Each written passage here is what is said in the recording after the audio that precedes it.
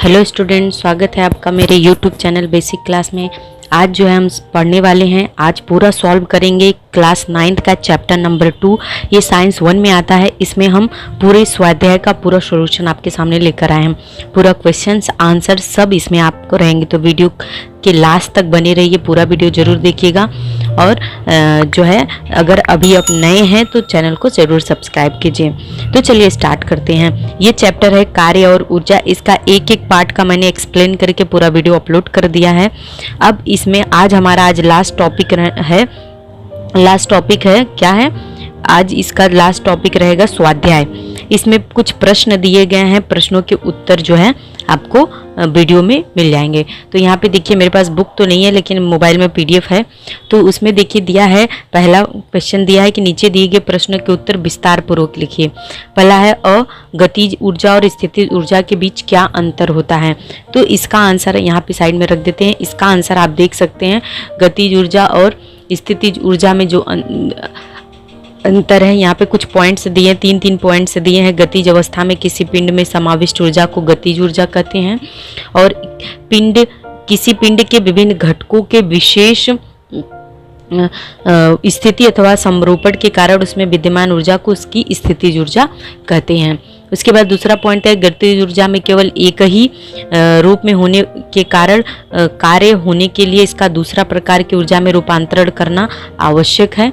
और इसी में दूसरा दिया है स्थितिज ऊर्जा में कि स्थितिज ऊर्जा गुरुत्व स्थिति तथा विद्युत स्थितिज ऊर्जा जैसे विभिन्न रूपों में पाई जाती है और उसका गतिज ऊर्जा में रूपांतरण होने पर ही कार्य होता है। लास्ट पॉइंट है, यह ऊर्जा केवल गतिशील पिंडों में समाविष्ट होती है, और यह स्थितिज ऊर्जा जो है, इसका लास्ट पॉइंट है, यह ऊर्जा केवल स्थिर पिंडों में विद्यमान होती है। तो यह गतिज ऊर्जा और स्थितिज ऊर्जा में अंतर हो गया। आप स्क्रीन पे इसको देख सकते हैं, इजीली इसको लर्न कर पाएंगे और लिख पाएंगे। इसमें दूसरा प्रश्न क्या दिया है, देखिए दिया है पदार्थ का द्रव्यमान यम है तथा वह v वेग से गतिशील है, तो गतिज ऊर्जा का सूत्र तैयार कीजिए। तो यहाँ पे इसका आंसर हो जाएगा, तो इसका आंसर इस तरीके से देखिए आपके सामने है कि पिंड का द्रव्यमान n है तथा उसकी गतिशील ऊर्जा का सूत्र तैयार करना है। तो यहाँ पे दिया हुआ है कि मान लो n द्रव्यमान वाला कोई पिंड एक समान त्वरण a से सरल रेखा में गतिशील है। इसका प्रारंभिक वेग u है तथा अंतिम वेग v है, ये जो कि प्रश्न में दिया हुआ है। तो वेग की इस परिवर्तन की अवधि में उसके द्वारा तय की गई दूरी स्मॉल s है, यानी कि यह इसका विस्थापन है। तो हमें पता है कि गति का तीसरा समीकरण होता है v² = u² प्लस 2as।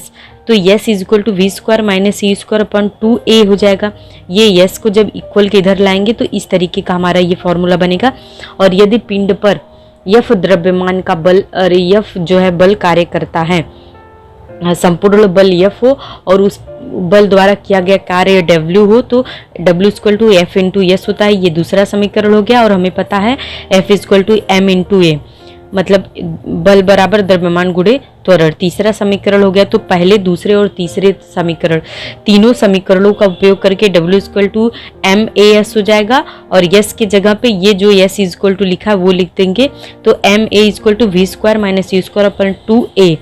तो W का मान क्या हो जाएगा, ½ m v² - c²। चूँकि हमें पता है कि किसी भी पिंड की प्रारंभिक वेग जब वो विरामावस्था में होती है तो u का मान क्या होता है, 0 होता है, और W = ½ तो ½ m v²। यहाँ पर क्या हो जाएगा, ये 2 जब बाहर आ जाएगा तो क्या हो जाएगा, ये a से कैंसिल हो जाएगा। तो बचेगा क्या, परंतु कार्य करने की क्षमता को ही ऊर्जा करते हैं, तो पिंड की गतिज ऊर्जा क्या हो जाएगी, ½ m v²। ये हमारा गति का समीकरण निकलकर प्रश्नानुसार प्राप्त हो जाएगा। आगे बढ़ते हैं अगले प्रश्न पर। अगले क्वेश्चन में दिया है कि सिद्ध कीजिए कि ऊंचाई से जमीन पर मुक्त रूप से गिरने वाले पिंड की अंतिम ऊर्जा उस पिंड की प्रारंभिक स्थिर ऊर्जा का रूपांतरण है। तो इसका आंसर इस तरीके से देखिए, यहाँ दिया है कि मान लो कि जमीन से h ऊंचाई पर किसी स्थान A पर m द्रव्यमान वाला कोई पिंड प्रारंभ में विरामावस्था में है। जब कोई पिंड प्रारंभ में विरामावस्था में है तो यहाँ पे इसका डेरिवेशन इस तरीके से, इसको जो हमें सिद्ध करना है, जो हमें डिराइव करना है, वो इस तरीके से हो जाएगा कि यहाँ पे जो आकृति यहाँ पे बनी हुई है, देख लीजिए, कोई वस्तु जमीन से ए यहाँ पर h ऊंचाई पर ए बिंदु पर है जिसका द्रव्यमान m है, तो m द्रव्यमान की वस्तु यहाँ m से छोड़ने पर जब a बिंदु से वो गिरती है तो स्वतंत्र रूप से वो गुरुत्वीय त्वरण के प्रभाव से ABC मार्ग से नीचे गिरती है, मतलब ABC होते हुए वो जमीन पर आती है। तो स्थान A पर जो उसकी प्रारंभिक वेग है वो 0 है, यहाँ पर कोई वेग नहीं रहता, तो यहाँ पे जो है प्रारंभिक वेग u का मान 0 हो जाएगा, तो हाफ mv² = 0 हो जाएगा। और स्थितिज ऊर्जा यहाँ पर mgh है, जहाँ g क्या होता है, गुरुत्व त्वरण होता है, इसलिए पिंड की संपूर्ण ऊर्जा 0 + mgh = mgh हो जाएगी। मतलब पिंड की संपूर्ण ऊर्जा बिंदु A पर क्या हो जाएगी, mgh हो जाएगी। अब दूसरे बिंदु B पर आते हैं, दूसरे पॉइंट पर। जब दूसरे बिंदु पर होता है v² = u² + 2gx। x क्यों होता है, क्योंकि मान लो वस्तु A से B तक आई है, तो ये दूरी हम x मान लिए हैं, तो यहाँ पे इसीलिए h की जगह क्या लिखेंगे, 2gx लिखेंगे। तो यहाँ पे इस फॉर्मूला से v1² = u² + 2gx, तो यहाँ पे 2gx हो जाएगा, क्योंकि u का मान 0 है तो ये पूरा मान 0 हो जाएगा, तो बचेगा 2gx। ठीक है। अब जहाँ पे v1 पिंड का वेग तथा x AB है, ठीक है। अब पिंड की स्थित गतिज ऊर्जा क्या हो जाएगी, हाफ mv², हमें पता है पिंड की गतिज ऊर्जा हाफ mv1² हो जाएगी। तो v1 का मान कितना आया है, यहाँ पर v1 का मान आया है 2gx, तो v1 के जगह पे 2gx लिखेंगे समीकरण 1 से, इस पहले समीकरण से। ठीक है फ्रेंड, तो यहाँ पे देखिए mgx मान आएगा। और पिंड की स्थितिज ऊर्जा क्या होगी, mgh - x। तो mg का एक बार h में फिर एक बार x में मल्टीप्लाई करेंगे तो mgh - mgx हो जाएगा। तो अब संपूर्ण ऊर्जा मतलब क्या करेंगे, संपूर्ण ऊर्जा बराबर क्या होता है, गतिज ऊर्जा प्लस स्थितिज ऊर्जा। गतिज ऊर्जा हमारा क्या प्राप्त हुआ, गतिज ऊर्जा mgx प्राप्त हुआ, और स्थितिज ऊर्जा mgh - mgx प्राप्त हुआ। तो mgx प्लस mgh - mgx, तो ये mgx नेगेटिव है, ये mgx पॉजिटिव है, पॉजिटिव नेगेटिव कैंसिल हो जाएगा, तो बचेगा mgh। तो संपूर्ण बिंदु B पर पिंड की संपूर्ण ऊर्जा mgh हो जाएगी। अब बिंदु C पर आते हैं, तीसरे बिंदु पर। यहाँ पर देखिए जब पिंड बिंदु C पर हो तो तथा उसका वेग v हो तो क्या हो जाएगा, v² = u² + 2gh होता है। अब यहाँ पे 2gh a बिंदु पर u का मान 0 था, तो पिंड की गति उसका हाफ mv² थी। अब हाफ m 2gh हो जाएगा, क्यों, क्योंकि यहाँ पे देखिए u² तो 0 है और 2gh है, क्या होता है, हाफ mv² होता है, v² = 2gh। तो यहाँ पे 2gh, v² का मान कितना आ गया है, 2gh, तो v² के जगह पे क्या लिखेंगे, 2gh लिखेंगे। तो ये 2 से कैंसिल हो जाएगा, तो बचेगा mgh, तो यहाँ पे क्या लिख देंगे, mgh। अब देखिए पिंड की स्थितिज ऊर्जा क्या होगी, mgh होगी, क्योंकि h का मान 0 है, तो पूरी स्थितिज ऊर्जा 0 हो जाएगी। h का मान जब 0 है तो m × g × h, तो जब एक 0 होता है तो सब 0 हो गया, तो स्थितिज ऊर्जा 0 हो जाएगी। तो पिंड की संपूर्ण ऊर्जा बराबर गतिज ऊर्जा धन स्थितिज ऊर्जा होता है। तो गतिज ऊर्जा कितना प्राप्त हुआ, mgh प्राप्त हुआ, स्थितिज ऊर्जा 0, तो mgh + 0, इसका मान mgh हो गया। मतलब इससे यह सिद्ध होता है कि स्वतंत्र रूप से गिरते हुए किसी पिंड की संपूर्ण ऊर्जा सदैव अचर होती है, मतलब स्थिर होती है। आगे बढ़ते हैं अगले प्रश्न पर। इस देखिए दिया है कि ई में पहले क्वेश्चन का है कि बल की दिशा में 30 डिग्री कोण पर विस्थापन होने पर किए गए कार्य के लिए समीकरण प्राप्त कीजिए। तो यहाँ पे बल की दिशा में 30 डिग्री पर जो कार्य पे जो समीकरण होता है वो देखिए यहाँ पे वही प्रश्न है और उसका यही उत्तर है। तो यहाँ पर देखिए माना कि किसी पिंड पर स्थिर बल F प्रयुक्त करने पर उस पिंड का विस्थापन S होता है तथा बल और विस्थापन के बीच जो है कोण जो होता है वो थीटा होता है। तो यहाँ पे cos θ = Q, और ये क्यू आर है और ये क्या है, क्यू क्यू है, ये इसमें होता है। तो क्यू ओ आर, मतलब ओ आर बराबर क्या हो जाएगा, क्यू क्यू कॉस थीटा। तो एफ = कॉस थीटा, यह विस्थापन की दिशा में पिंड पर प्रयुक्त बल है, एफ = कॉस थीटा। तो इसलिए बल द्वारा लगाया गया कार्य एफ = एफ कॉस थीटा, लगाया गया कार्य क्या हो जाए, yes = F S × cos theta. ठीक है फ्रेंड, तो यहाँ पे ये देखिए इस तरीके से डायग्राम बना लेंगे और यहाँ पे cos थीटा बराबर OS, देखो OS/OP हो जाएगा। तो ये cos थीटा का मान जब निकालेंगे तो OS बराबर OP cos theta = S cos theta. तो यहाँ बल की दिशा में पिंड का विस्थापन जो होगा वो होगा S cos थीटा। अब यहाँ पे ये डायग्राम बनाने के बाद ही आप जो है इसको सॉल्व करेंगे। तो देखिए, इसलिए बल द्वारा पिंड पर किया गया कार्य एफ एस कॉस थीटा बराबर F S cos theta. Theta अगर 30 डिग्री का होने पर कार्य के क्या होगा, एफ एस कॉस 30 डिग्री। तो एफ एस कॉस 30 डिग्री का मान होता है करड़ी में 3/2। तो इस तरीके से जो है 30 डिग्री पर उत्पन्न इस समीकरण एफ एस इक्वल टू करड़ी, एफ एस करड़ी में 3/2, ये सूत्र हमारा डब्ल्यू इक्वल टू, यहाँ पे डब्ल्यू रहेगा, W equal to F S करणी में 3/2, ये हमारा समीकरण हमें प्राप्त हो जाएगा। तो इस तरीके से ये प्रॉब्लम सॉल्व हो जाता है। आगे बढ़ते हैं हम।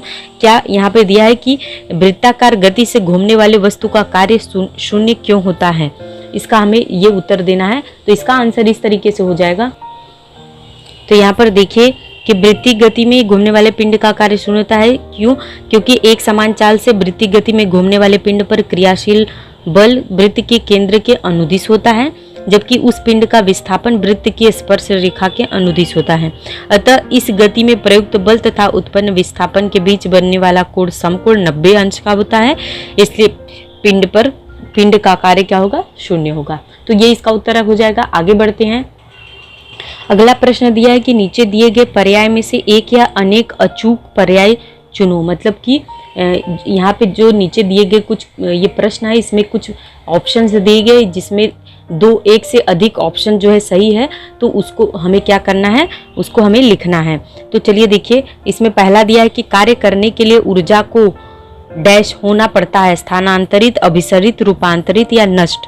तो इसका उत्तर हो जाएगा स्थानांतरित और रूपांतरित, ये दोनों, पहला और तीसरा। देखिए यहाँ पर स्थानांतरित और रूपांतरण, ये दोनों आंसर दिया हुआ है। उसके बाद दूसरा इसी में दिया है, बुक में भी देखते रहिए कि जूल की इकाई है, जूल कार्य और ऊर्जा की इकाई है। इसका उत्तर ये हो जाएगा। यहाँ पे ऑप्शन बल, कार्य, शक्ति और ऊर्जा, 4 ऑप्शन दिए हैं, तो इसमें कार्य और ऊर्जा दूसरा और चौथा। उसके बाद यह किसी भारी पिंड को क्षैतिज के समांतर दिशा में चिकरे पृष्ठभाग पर खींचते समय बल के परिणाम समान होते हैं। तो इसका उत्तर क्या हो जाएगा, गुरुत्वाकर्षण। इसमें जो ऑप्शन दिया है क्षैतिज समांतर दिशा में प्रयुक्त किया गया गुरुत्वाकर्षण बल, ऊर्ध्वगामी दिशा में रहने वाला प्रतिक्रिया बल और घर्षण बल। तो इसमें गुरुत्वाकर्षण बल दूसरा वाला ऑप्शन और चौथा वाला ऑप्शन ऊर्ध्वगामी, तीसरा वाला क्या हो जाएगा, ऊर्ध्वगामी दिशा में कार्य करने वाला प्रतिक्रिया बल। बी और डी यहाँ पे देख रहे हैं, जैसे कि दूसरा और तीसरा। आगे देखिए, चौथा दिया शक्ति अर्थात है क्या है, कार्य करने के लिए लगाने वाली ऊर्जा का माप, और दूसरा कार्यमंद होने का माप। ये दोनों ऑप्शन जो है यहाँ पे हो जाएगा। देखिए, कार्य करने वाली ऊर्जा का पहला और दूसरा, ये दोनों, पहला और दूसरा, ये दोनों विकल्प सही रहेंगे। पांचवा दिया है किसी वस्तु को उठाते समय या खींचते समय ऋण कार्य बल के कारण होता है। किस बल के कारण, गुरुत्वाकर्षण बल और घर्षण बल, दूसरा और तीसरा, ये उत्तर सही हो जाएगा। यहाँ पर भी देखिए गुरुत्वाकर्षण बल और घर्षण बल, इस तरीके से इसका आंसर हम लिख लेते हैं। अब हम आते हैं अगले प्रश्न पर। अगला प्रश्न यहाँ पे देखिए कि इसमें सही विकल्प चुनकर हमें लिखना है। वाक्य के नीचे दिए गए योग्य विकल्प चुनकर निम्नलिखित वाक्य स्पष्टीकरण के साथ लिखिए। पहला प्रश्न दिया है तीसरे में, आपके शरीर की स्थितिज ऊर्जा कम से कम होती है जब आप, तो इसका उत्तर हो जाएगा जमीन पर सोए हुए हैं। तो स्थितिज ऊर्जा क्या होती है, कम से कम होती है। देखिए ये डी वाला ऑप्शन सही रहेगा। इसके बाद इसी में दूसरा दिया है कि क्या होता है, जब कोई पिंड जमीन पर मुक्त रूप से गिरते समय उसकी कुल ऊर्जा क्या होती है, तो क्या होती कुल ऊर्जा, दूसरा वाला रहेगा स्थिर होती है। यहाँ पर बी वाला आंसर राइट रहेगा, उसकी कुल ऊर्जा स्थिर होती है। उसके बाद इसमें क्या दिया हुआ है, समतल पृष्ठ पर रास्ते पर गतिशील मोटर गाड़ी का वेग उसके मूल वेग से 4 गुना बढ़ने पर मोटर गाड़ी की स्थितिज ऊर्जा क्या होगा। तो यहाँ पे मोटर गाड़ी की स्थितिज ऊर्जा परिवर्तित नहीं होगी। यहाँ पर देखिए बी वाला ऑप्शन राइट होगा कि इसकी ऊर्जा क्या होगी, परिवर्तित नहीं होगी, या दूसरा वाला ऑप्शन राइट कर लेंगे। उसके बाद पिंड के पर किया गया कार्य पर निर्भर नहीं होता। क्या निर्भर नहीं होता, पिंड किए गए कार्य पर किस पर निर्भर नहीं होता, तो पिंड प्रारंभिक वेग पर निर्भर नहीं होता है, पिंड का प्रारंभिक वेग। तो यहाँ पर ये देखिए ई में ये तीसरा वाला जो ऑप्शन होगा वो राइट होगा। तो इस तरीके से आपने ये जो है फिल इन द ब्लैंक्स में जो दिया हुआ है वो सारे आंसर आपने कर लिए हैं। आगे बढ़ते हैं हम, आगे अगले प्रश्न पर देखते हैं। एक बार आप स्क्रीन पर भी देख लीजिए इसका क्या उत्तर होगा। अगले प्रश्न पर आइए। यहाँ पर एक नीचे दी गई कृतियों का अध्ययन कीजिए, वो पूछे गए प्रश्नों के उत्तर दीजिए। यहाँ पर ये कृति क्या दी है, इसमें 2-3 पॉइंट कृति के दिए हुए हैं, जैसे 2 विभिन्न लंबाइयों के एल्युमिनियम की प्रणाली लो, उसके बाद दोनों प्रणालियों के ऊपर के सिरे समान ऊंचाई पर रखें और नीचे के सिरे पर जमीन स्पर्श करे, ऐसा व्यवस्था कीजिए। ऐसी क्या करना है, ऐसे जमीन पर स्पर्श करना है। और तीसरा है कि जब समान आकार और वजन की 2 गेंदें एक ही समय दोनों प्रणालियों के ऊपर के सिरे से छोड़िए, वे लुढ़कती हुई समान दूरी पर जाएंगे। तो इस पे बेसिस कुछ क्वेश्चन पूछे गए हैं, प्रश्न हैं, तो उसका आंसर हम देने की कोशिश करेंगे। पहला प्रश्न पूछा है कि गेंद छोड़ने की स्थिति के समय गेंद में कौन सी ऊर्जा होगी, तो यहाँ पर इसका उत्तर हो जाएगा कि गेंद छोड़ने की स्थिति के समय उसमें स्थितिज ऊर्जा होगी। फिर दूसरा प्रश्न पूछा गया है कि गेंद के नीचे लुढ़क कर आते समय कौन सी ऊर्जा और कौन सी ऊर्जा में रूपांतरण होगा, मतलब कौन सी ऊर्जा का कौन सी ऊर्जा में रूपांतरण होगा, तो इसका उत्तर होगा कि गेंद के नीचे लुढ़क कर आते समय स्थितिज ऊर्जा का गतिज ऊर्जा में रूपांतरण होगा। आगे बढ़ते हैं कि गेंद लुढ़कते हुए जाकर समान दूरी क्यों तय करती है, मतलब कि यहाँ गेंद दूरी तीसरा वाला दूरी क्यों तय करती है, तो इसका उत्तर हो जाएगा कि दोनों गेंदों की प्रारंभिक स्थितिज ऊर्जा समान होने के कारण वे लुढ़कते हुए जमीन की सतह पर आने पर उनके वेग भी समान होते हैं, इसलिए वे समान दूरी तय करते हैं। फिर चौथा प्रश्न दिया है कि गेंद में समाविष्ट, देख लीजिए स्क्रीन पर, गेंद में समाविष्ट अंतिम कुल ऊर्जा कौन सी होती है। यहाँ पर देखिए यही पूछा गया, गेंद में समाविष्ट अंतिम कुल ऊर्जा कौन सी होती है, तो इसका आंसर हो जाएगा कि गेंद के लुढ़क कर जाकर रुकने के बाद कुल ऊर्जा क्या होती है, 0 होती है। और पांचवा प्रश्न दिया है कि उपर्युक्त कृति से आप ऊर्जा संबंधी कौन सा नियम बता पाएंगे, स्पष्ट कीजिए। तो यहाँ पर पांचवा का आंसर हो जाएगा कि गेंद क्या है, घर्षण बल 0 होने पर ही किसी भी क्षण कुल ऊर्जा बराबर स्थितिज ऊर्जा प्लस गतिज ऊर्जा, मतलब स्थिरांक ऊर्जा अविनाशिता का नियम यहाँ पर होगा। वास्तव में घर्षण बल के कारण गेंद की ऊर्जा में रूपांतरण कमी होने के कारण अंत में उसकी कुल ऊर्जा क्या हो जाएगी, 0 हो जाएगी। तो इस तरीके से हमारा ये चौथा प्रश्न कंप्लीट हो जाता है। इसके बाद हम लास्ट क्वेश्चन 5वें पर आते हैं। कुछ न्यूमेरिकल्स हैं, यहाँ पे सॉल्व किया हुआ आपको स्क्रीन पर दिख जाएगा, आप उसको देखकर नोटबुक पर लिख कर समझ सकते हैं। फॉर्मूला आपके सामने है कि जैसे दिया है किसी विद्युत पंप की शक्ति 2 किलोवाट है तो पंप प्रति मिनट कितना पानी 10 मीटर ऊंचाई तक खींच सकता है। तो यहाँ पर देखिए प्रश्नानुसार P का मान 2 किलोवाट मतलब 2000 जूल दिया हुआ है, T 60 सेकेंड दिया है, तो H 10 मीटर दिया है और G का मान 9.8 होता है मीटर पर सेकेंड स्क्वायर। तो M पूछ रहा है, तो यहाँ पे P = W/T, तो W का मान mgh हो जाएगा, तो mgh/T। तो M का मान पूछ रहा है, तो M = PT/GH हो जाएगा। P 2000 × 60 सेकेंड बटे G का मान 9.8 मीटर पर सेकेंड स्क्वायर × 10, इसको सॉल्व करेंगे तो 1224 किलो जो है लगभग 10 मीटर तक 1224 kg पानी शक्ति खींच सकता है। ठीक है, ऊंचाई तक खींच सकेगा या उठा सकेगा। इसी में आ करके दिया है दूसरा प्रश्न। यहाँ पर देखिए दूसरे प्रश्न में क्या दिया है कि यदि 1200 वाट की एक विद्युत इस्त्री का प्रतिदिन 30 मिनट तक उपयोग किया जाता है तो अप्रैल महीने में इस्त्री द्वारा उपयोग में लाई गई विद्युत ऊर्जा ज्ञात कीजिए। इस्त्री मतलब आयन जो होता है जिससे हम कपड़े आयन करते हैं, प्रेस करते हैं। तो P का मान 1200 वाट है, T बराबर 30 दिन, अप्रैल के महीने में 30 ही दिन होता है इसलिए हम 30 दिन लिखेंगे। उसके बाद यहाँ पे क्या हो जाएगा 30 दिन बटे दिन गुणे 60 सेकेंड बटे मिनट, तो हम क्या हो गया 54,000 सेकेंड आ जाएगा। और W का मान ज्ञात करना है तो P = W/T होता है, तो W = P × T हो जाएगा। तो P कितना है 1200 वाट और टाइम कितना है 54,000, तो 648 × 10⁵5 जूल आ जाएगा। तो इसको जब हम चेंज करेंगे तो 18 यूनिट की जो है बिजली खर्च हो जाएगी। 6.48 × 10⁻7 जूल, इस मतलब कि 18 यूनिट की बिजली खर्च होगी। आगे बढ़ते हैं। दिया हुआ है कि 10 मीटर ऊंचाई से जमीन पर गिरने वाली गेंद की ऊर्जा जमीन पर टकराते ही 40% कम हो जाती है, तो वह कितनी ऊंचाई तक प्रतिक्षेपित होगी, मतलब उछलेगी। तो प्रश्नानुसार H1 10 मीटर दिया है, E2 = E1 - E1, तो यहाँ पे 40/100 मतलब 40 का प्रतिशत जब निकालेंगे तो 40% मतलब 40/100 हो जाएगा, तो 4/10 हो जाएगा। तो यहाँ पे E1 1 माइनस 0.4 हो जाएगा बराबर 0.6 E1 हो जाएगा। तो H2 का मान हमें ज्ञात करना है, तो E1 बराबर mgH1 और E2 बराबर mgH2 हो जाएगा। तो 0.6 mgH1 हो जाएगा, तो H2 बराबर 0.6 H1 हो जाएगा। यहाँ पे 0.6 मल्टीप्लाई बाई 10 मीटर, तो इसमें कितना हो जाएगा, तो यहाँ पर क्या हो जाएगा, गेंद जमीन से टकराने के बाद 6 मीटर प्रतिक्षेपित होगी, मतलब 6 मीटर की ऊंचाई तक उछलेगी। आगे दिया है ई वाला प्रश्न, इसमें क्या दिया है, 5वें में ही ई क्वेश्चन दिया है कि किसी मोटर कार की चाल 51 किलोमीटर पर आवर से 72 किलोमीटर पर आवर के बराबर हो गया। यदि मोटर कार का द्रव्यमान 500 केजी हो तो गणना करो कि वेग में वृद्धि करने के लिए कितना कार्य करना होगा। चूंकि m का मान दिया है, द्रव्यमान m 1500 केजी है, u बराबर कितना है 54 किलोमीटर पर आवर से, मतलब कि इसको किलोमीटर को क्या करेंगे, मीटर में जब कन्वर्ट करेंगे तो 54,000 मीटर पर क्या हो जाएगा, आवर की जगह सेकेंड, मतलब 3600 सेकेंड हो जाएगा।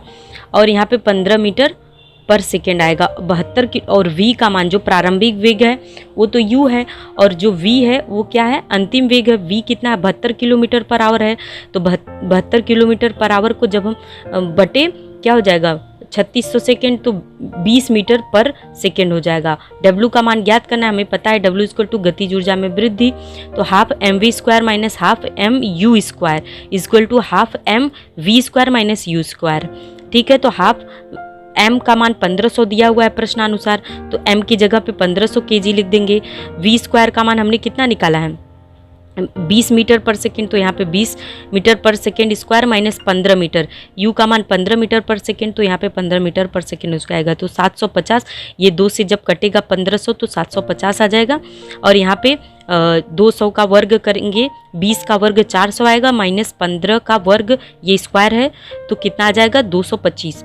तो यहाँ पे कितना जब घटाएंगे तो 750 गुणे 175, 400 में से 225 घटा देंगे तो 175 आएगा, तो 750 गुणे 175 इसका जब आपस में गुणा करेंगे तो कितना आ जाएगा 1,31,250 जूल, मतलब कि किया गया कार्य 1,31,250 जूल हो जाएगा। ये इसका आंसर आ जाएगा।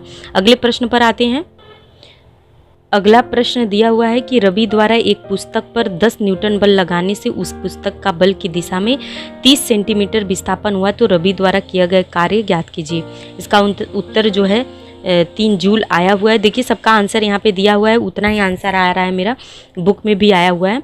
तो देखिए ये प्रश्न आपको यहाँ पर देखने को मिल जाएगा कि रवि द्वारा किसी पुस्तक पर 10 न्यूटन का बल लगाने पर, तो प्रश्नानुसार F जो है बल जो है 10 न्यूटन का लगा हुआ है। यस बराबर कितना है कि विस्थापन कितना हो रहा है 30 सेंटीमीटर का विस्थापन हो रहा है, तो 30 सेंटीमीटर को मीटर में बदलेंगे तो 0.3 मीटर हो जाएगा। W बराबर क्या होगा, प्रश्न पूछ रहा है कि कार्य ज्ञात करो, तो W हमें ज्ञात करना है, तो हमें पता है W equal to F into S होता है, Fs। तो W बराबर यहाँ पे क्या लिखे, यहाँ पर देख सकते हैं आप, W बराबर F इंटू एस होता है, तो 10 गुणे 0.3 होगा, तो 10 में 0.3 मीटर का गुणा करेंगे तो 10 न्यूटन इंटू 0 तो 3 जूल हो जाएगा। तो रवि द्वारा किया गया कार्य 3 जूल हो जाएगा। फ्रेंड कुछ एक्स्ट्रा प्रश्न भी आप जो है इस बुक में देख सकते हैं, और अगर उसका स्क्रीनशॉट लेकर आप यहाँ पे स्टडी कर सकते हैं। जैसे यहाँ पे क्या हो जाएगा, कार्य और ऊर्जा क्या होती है, गतिज ऊर्जा स्थितिज ऊर्जा आपने पढ़ लेगी। यहाँ पर देखिए जैसे बंदूक से दागी गई गोली लक्ष्य से टकराने पर उसके तापमान में वृद्धि होती है, या फिर गतिशील गेंदबाज गेंद फेंकते समय दूर से दौड़ता हुआ आता है, या फिर क्या है चाबी देने पर घड़ी की स्थिति ऊर्जा प्राप्त होती है। इन सभी प्रश्नों को भी पढ़ सकते हैं कुछ एक्स्ट्रा प्रश्नों में। यहाँ पर देखिए जैसे कुछ और क्वेश्चन हैं, जैसे किलोवाट घंटा का क्या अर्थ है, किलोवाट घंटा में जूल में संबंध बताइए, या अपने घर में उपयोग में आने वाले विद्युत उपकरणों की सूची तैयार करो, लिखो और इन उपकरणों के बारे में बताइए, रूपांतरण कैसे होता है। या फिर यहाँ पर देखिए एक और प्रश्न दिया है कि नदी के पानी में तैरने की अपेक्षा ताल यानी कि स्विमिंग पूल में तैरना आसान होता है, ऐसा क्यों है। या फिर वॉट की, यहाँ पर देखिए वॉट की परिभाषा लिखिए, और ऊर्जा की सहायता से शक्ति का स्पष्टीकरण करोगे, या औद्योगिक तथा व्यावहारिक कार्यों में उपयोग शक्ति की इकाई का नाम लिखो तथा इसके वाट में कैसे व्यक्त करेंगे। माइक्रोफोन तथा लाउड स्पीकर में किए जाने वाले ऊर्जा के रूपांतरण लिखिए। या अगला प्रश्न है 1 जूल प्रति सेकंड की दर से कार्य करने वाले इंजन की शक्ति ज्ञात कीजिए। और इसमें सबसे जो है इम्पोर्टेंट क्या होता है, यांत्रिक ऊर्जा। यहाँ पर देखिए यांत्रिक ऊर्जा के 2 प्रकार कौन से हैं, या परिभाषा लिखिए गतिज ऊर्जा। गतिज ऊर्जा के 2 उदाहरण। यहाँ पर देखिए स्थितिज ऊर्जा क्या होती है और स्थितिज ऊर्जा के 2 उदाहरण। इसके बाद देखिए कुछ यहाँ पे जूल और अर्ग में क्या संबंध होता है, ये बहुत इंपॉर्टेंट है, ये देख लीजिए। जूल और अर्ग में क्या संबंध है, 1 जूल बराबर 10⁻7 अर्ग होता है। इसके बाद अगला आगे भी देख सकते हैं, यहाँ पे कुछ एक्स्ट्रा जो है न्यूमेरिकल्स आपको दिए गए हैं, वो आप स्क्रीन पॉज करके स्टडी कर सकते हैं। तो फ्रेंड, पूरा वीडियो देखने के लिए बहुत बहुत धन्यवाद। ऐसे ही मेरे साथ बने रहिए और मैं आपके लिए वीडियो लेकर आती रहूँगी। बाय।